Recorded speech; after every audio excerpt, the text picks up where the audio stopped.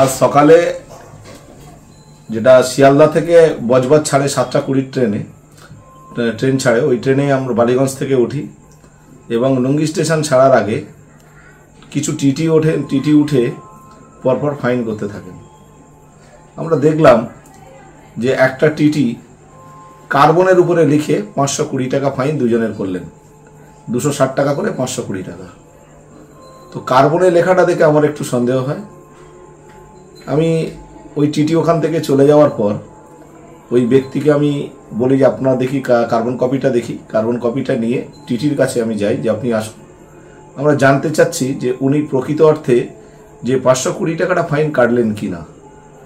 তো গিয়ে ওনাকে যখন জানতে চাইলাম যে আপনার অরিজিনাল কপিটা দেখান, তো কত টাকা আপনি ফাইন কেটেছেন, উনি তখন দেখাতে অস্বীকার করেন এবং তখন পেন দিয়ে উনি আবার ওটাকে ওভাররাইটিং করতে চাচ্ছিলেন। সেখানে আমরা দেখলাম যে উনি 100 টাকা লিখেছেন, অথচ যে পাবলিকের থেকে ফাইনটা কাটা হয়েছে সেই কাউন্টার প্যাড যেটাকে দিয়েছেন উনি কার্বন কপি, সেই কার্বন কপিতে ছিল 520 টাকা।